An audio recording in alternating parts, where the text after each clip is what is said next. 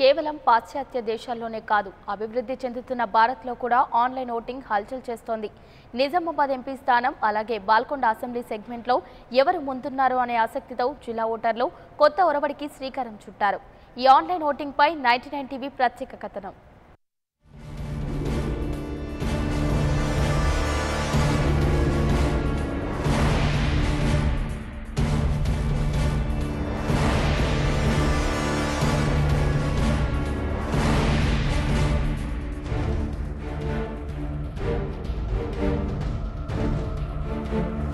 Nizamabad parliament నియోజకవర్గానికి తదుపరి MP ఎవరు అంటూ సామాజిక మాధ్యమం వాట్సాప్లో ఓ లింక్ హల్చల్ చేస్తోంది.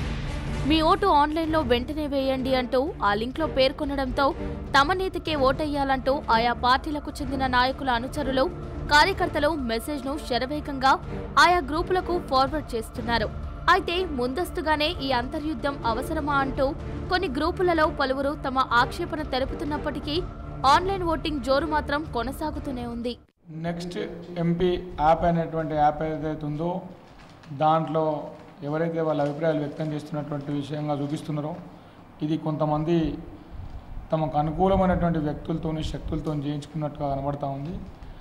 ప్రజల్లో ఆలోచన ఏ విధంగా ఉందంటే ఈరోజు దేశంలో నరేంద్ర మోదీ ప్రభుత్వం వచ్చిన తర్వాత 13 రాష్ట్రాల్లో ఎన్నికలు జరిగితే 10 రాష్ట్రాల్లో భారతీయ జనతా పార్టీ అధికారంలోకి వచ్చింది. నిజామాబాద్ జిల్లా పార్లమెంట్ స్థానానికి ఆన్లైన్ ఓటింగ్లో ప్రస్తుత ఎంపీ కవిత ముందు వరుసలో ఉన్నారు. కాంగ్రెస్ పార్టీకి చెందిన మాజీ ఎంపీ మధు యాష్కి గౌడ్ 2వ స్థానంలో ఉన్నారు. ఇక చివరి స్థానంలో గతంలో ఎంపీ స్థానానికి పోటీ చేసి ఓటమి పాలైన బీజేపీ మాజీ ఎమ్మెల్యే ఎండల లక్ష్మీనారాయణ ఉన్నారు.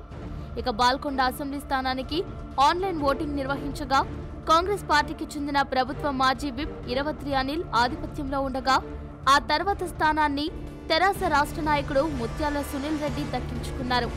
బాల్కొండ నుండి తెరాస తరఫున ఎమ్మెల్యేగా ప్రాతినిధ్యం వహిస్తున్న mission Bhagiratha vice chairman Vemula Prashant Reddy ఈ ఆన్లైన్ ఓటింగ్లో వెనుకంజలో ఉండిపోవడం, తెలుగుదేశం పార్టీకి కనీసం 2 అంకెల ఓట్లు కూడా రాకపోవడం చర్చనీయాంశమవుతోంది.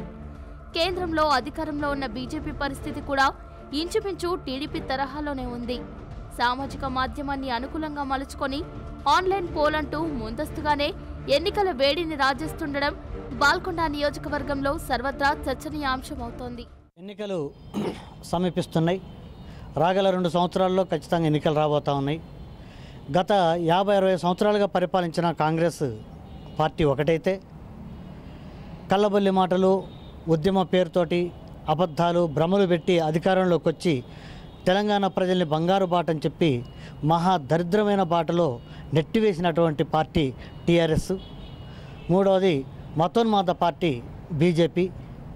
మీ ముగ్గురమే తీర్మార్కాలను ఈ జిల్లాలో, ఈ రాష్ట్రంలో మేమే గెలుస్తామని చెప్పి అనుకుంటా ఉన్నారు. కొత్తగా రాజకీయాల్లోకి వచ్చి ప్రజల కోసం పనిచేసే నాయకులపై ఒపీనియన్ పోల్ పెడితే సరైన నేతను ఎన్నుకొని మార్పు సాధించవచ్చని ప్రజలు కోరుతున్నారు.